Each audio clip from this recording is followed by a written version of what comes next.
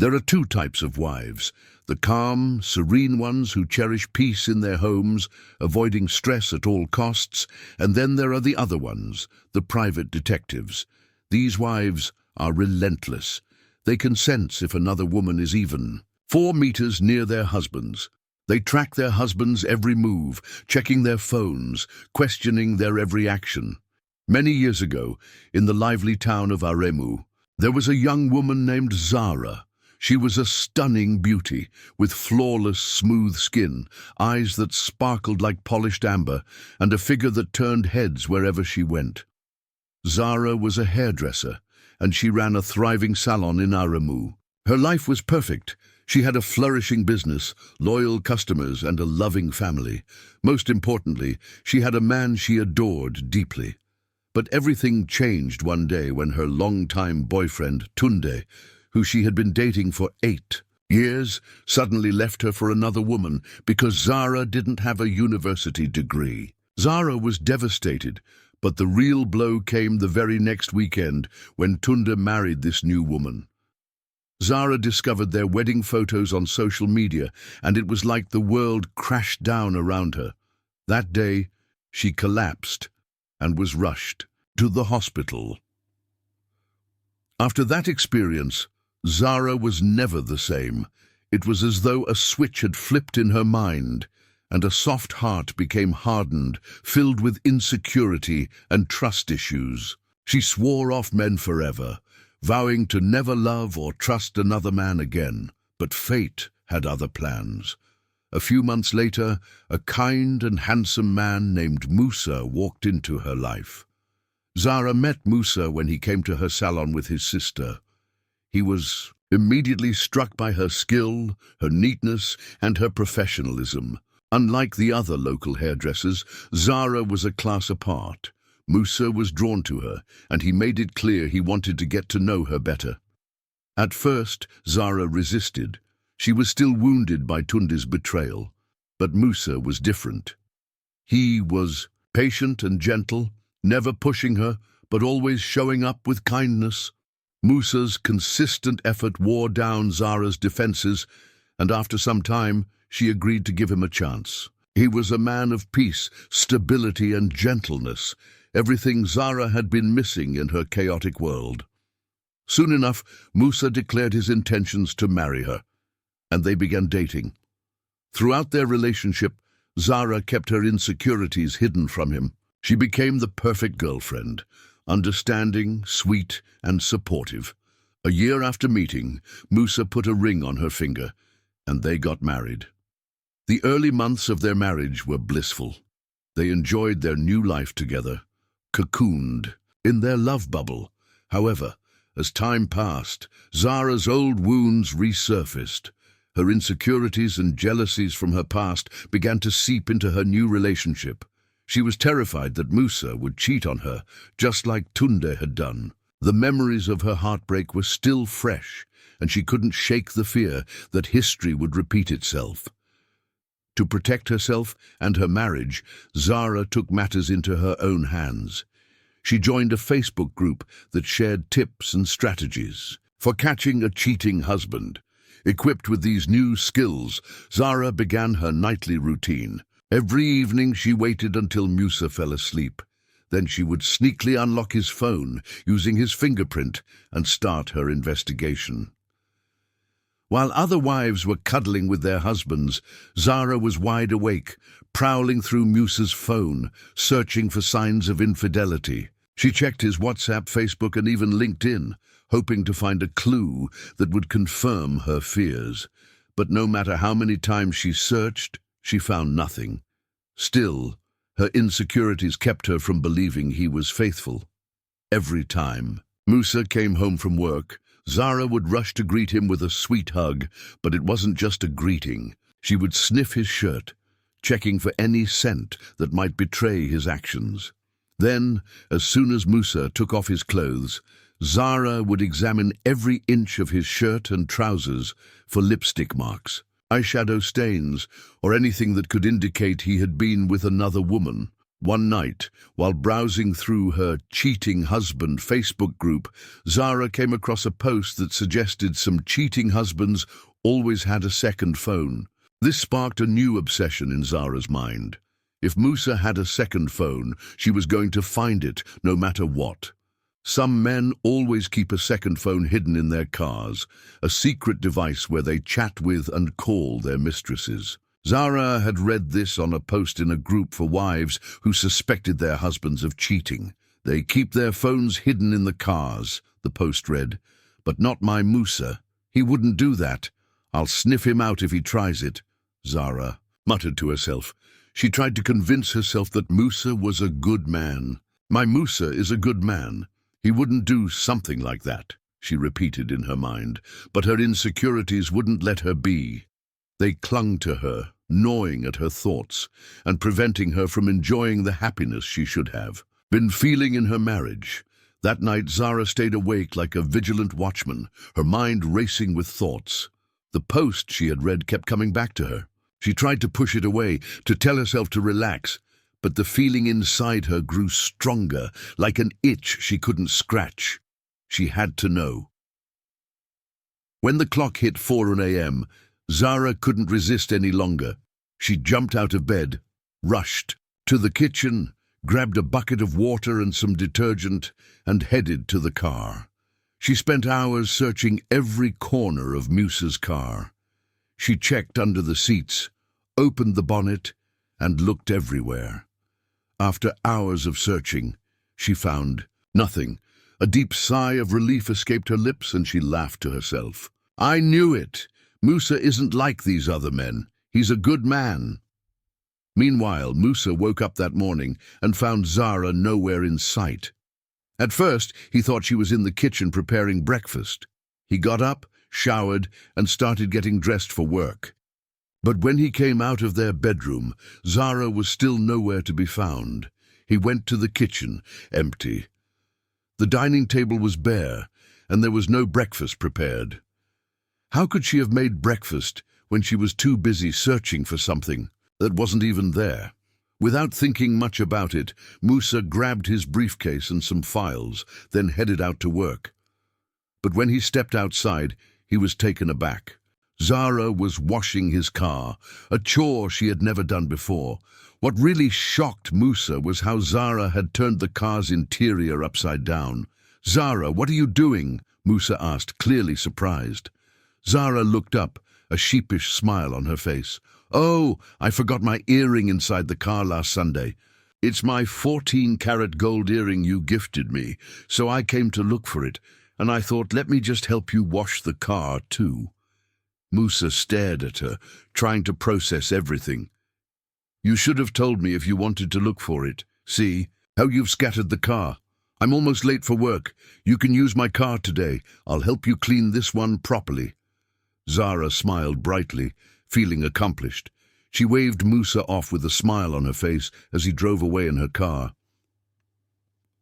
Later, that day, Zara's two best customers, Mama Chica and her friend Auntie Titi, came to the salon for their hair appointments. While Zara was braiding their hair, the gossip began. "Mama Titi, have you heard about Brother Olamide from the ushering department?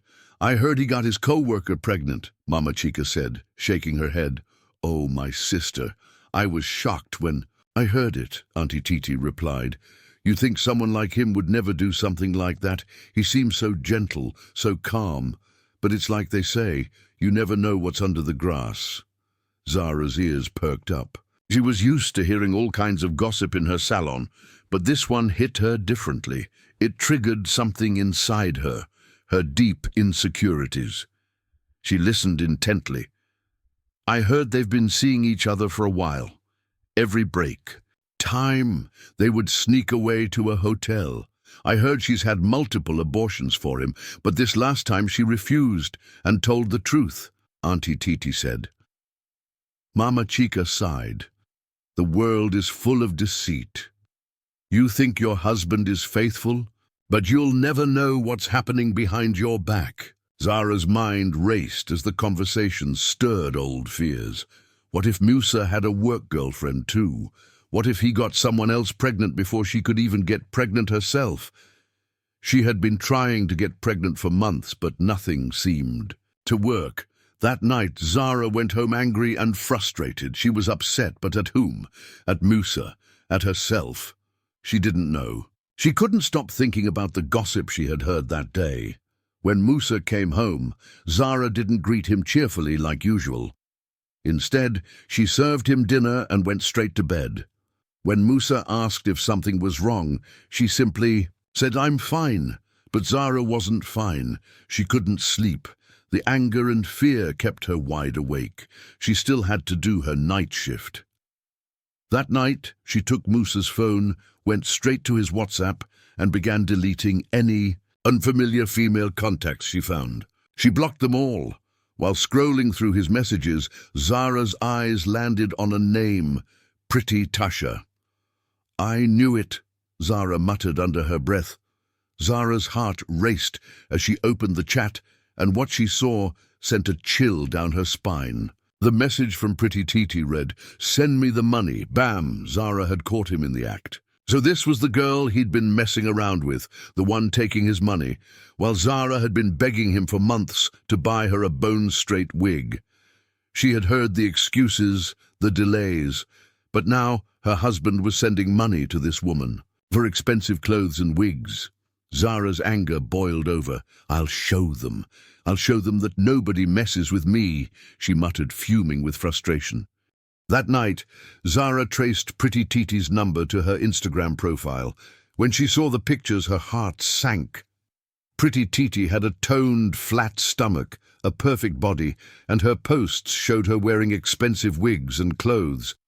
Zara felt a surge of rage, but what truly pushed her over the edge was the discovery that Pretty Titi owned a luxury hair salon where she sold human hair.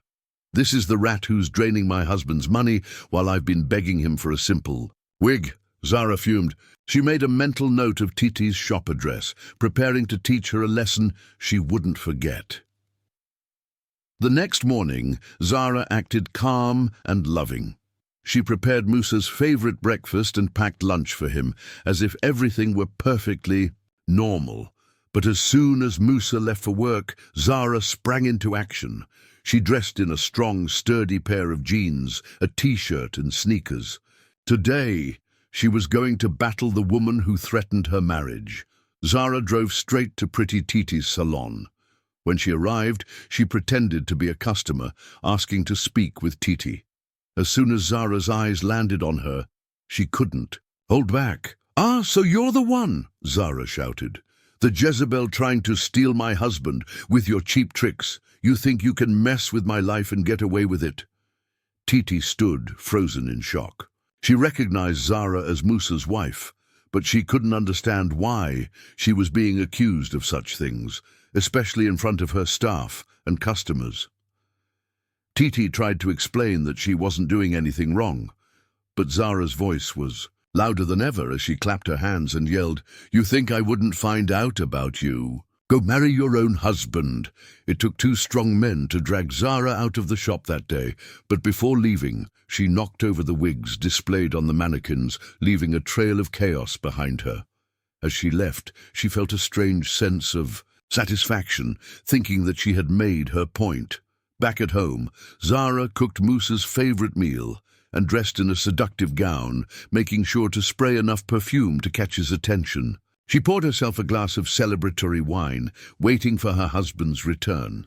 When Musa finally came home, holding a shopping bag, his face was filled with anger. "Zara, what nonsense have you done?" Musa said, fuming. "Why did you go to Titi's shop to disgrace yourself like that? What's come over you?" Zara crossed her arms, a defiant look in her eyes. "So your side chick told you I taught her a lesson, huh? Did she send you to come beat me up?" she sneered. "You think you were clever, but I'm smarter than you. I caught you red-handed." Musa stood there shocked. "Zara, Natasha is not my side chick. She's Dio's younger sister, my best friend. She was even at our wedding. Why would you think I'm cheating with her?" "But I saw the message. She asked you to send her money," Zara snapped. "What business do you have with her, huh?" Musa sighed. in frustration and shook his head. "Zara, I bought the bone-straight wig you asked for from her salon. I decided to surprise you. The message was just her asking me to send money for the wig." Zara was stunned. "Wait, you're not cheating on me with her?" "No, I'm not," Musa said, looking exhausted. "But you've embarrassed yourself and me in front of her. This isn't the person I married, Zara. You've changed." Zara felt a cold splash of reality. The weight of her actions hit her all at once. "Musa, I thought you were cheating," she whispered, feeling the depth of her mistake. "Zara, don't use your hands to destroy your home," Musa said, turning to leave the room. That night, Musa didn't eat dinner. He went straight to bed, too angry to talk. For the next few days, Zara was quiet, like a scolded child. She apologized, repeatedly, promising never to act that way again. Musa forgave her, but the damage had been done. A few months later, Musa received a promotion at work. He was given more responsibilities and was now managing a big project. He started leaving for work earlier and returning later than usual. He spent long hours on calls and Zoom meetings, and even began working on weekends, claiming that his new role required him to be more hands-on. Zara was happy for her husband's promotion, but she couldn't help but notice how preoccupied he had become. Musa was always busy, always distracted. The thought crossed her mind that he might be seeing another woman at work, so she resumed her detective work. One night, while going through Musa's WhatsApp messages, Zara discovered a conversation with a mysterious contact named Mrs. Florence. Zara clicked on the chat and found that Musa had been frequently calling this woman. There were barely any text messages, just calls. But when Zara clicked on Mrs. Florence's profile picture, her heart sank.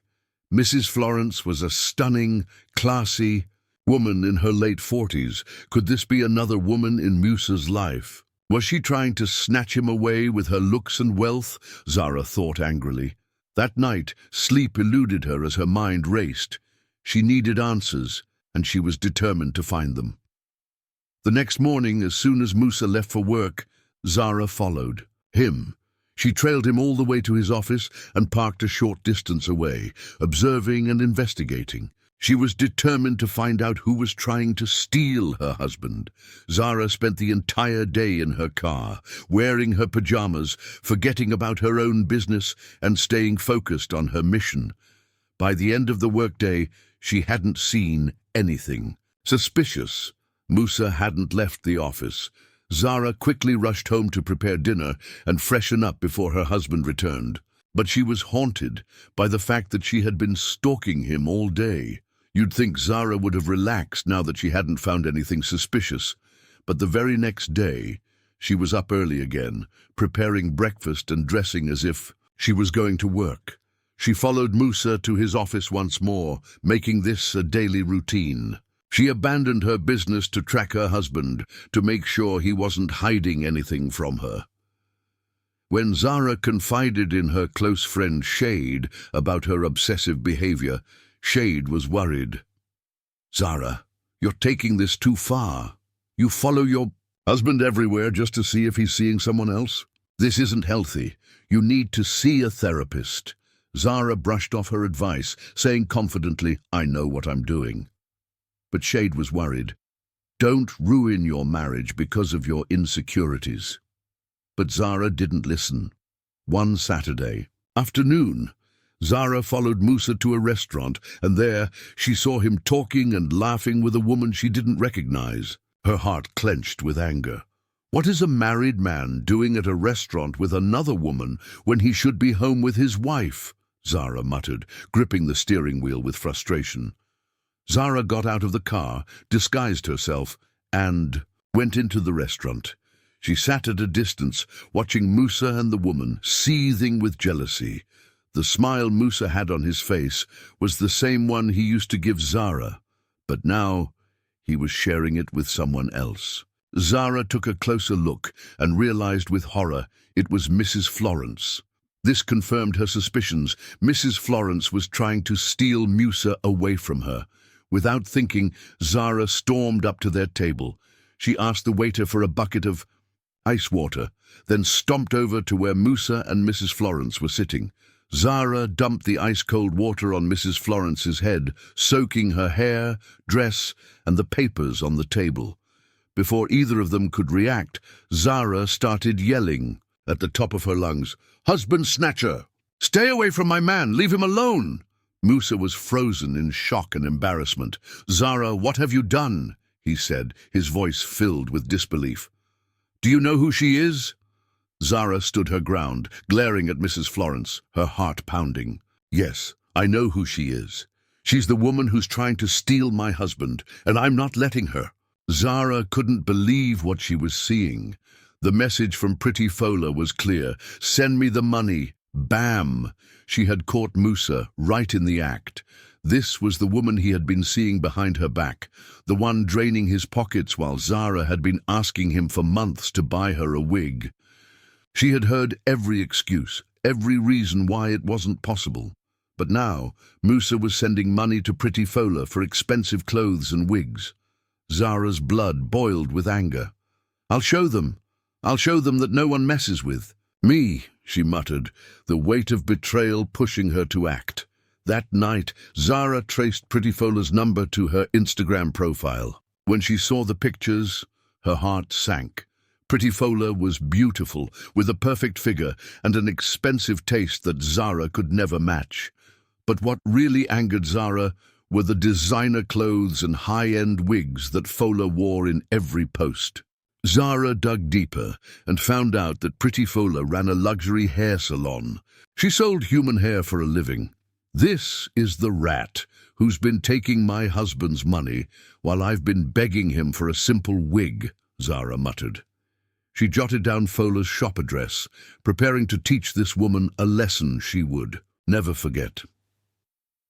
The next morning, Zara acted calm and loving. She prepared Musa's favorite breakfast and packed lunch for him, acting as if everything were fine. But as soon as Musa left for work, Zara sprang into action. She dressed in jeans, a t-shirt and sneakers, ready to confront the woman who had tried to destroy her marriage. Zara drove straight to Pretty Fola's salon, pretending to be a customer. As soon as she saw Fola, she could no longer hold back. "So you're the one," Zara shouted, causing the room to go silent. "The Jezebel trying to steal my husband. You think you can mess with my life and get away with it?" Pretty Fola sat frozen in shock, realizing who Zara was, but confused about why she was accusing her so publicly.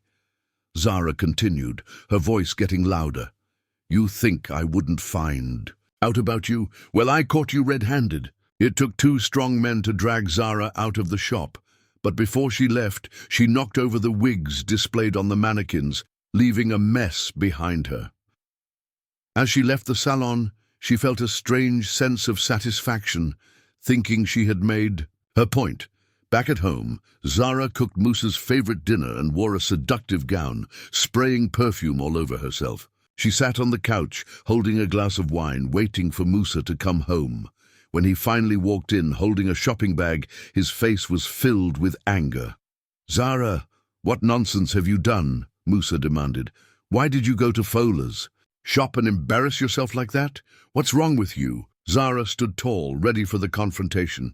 "So your side chick told you that I taught her a lesson, huh? Did she send you here to beat me up?" she sneered. "You think you are clever, but I'm smarter than you. I caught you red-handed." Musa's face was frozen in shock. "Zara, Fola is not my side chick. She's Dami's younger sister, my best friend. She was even at our wedding. Why would you think I'm cheating on you with her?" "But I saw the message. She asked you to send her money," Zara retorted, furious. Musa sighed heavily. "Zara, I bought the wig you asked for from her salon. I wanted to surprise you. The message was just Fola asking me to send money for the wig." Zara stood still, her mind racing. "Wait, you're not cheating on me with her?" "No!" Musa said, his voice frustrated. "But you've embarrassed me in front of her." "This isn't the woman I married, Zara. You've changed." Zara felt the weight of her actions crash down on her. "Musa, I thought "I thought you were cheating," she whispered, realizing the extent of her mistake. "Musa, don't use your hands to destroy your home," Musa said coldly, turning to leave. That night, Musa didn't eat dinner. He went straight to bed, too angry to talk. For the next few days, Zara was quiet, like a child who had been scolded. She begged for forgiveness, promising never to behave like that again. Musa forgave her, but the damage was done.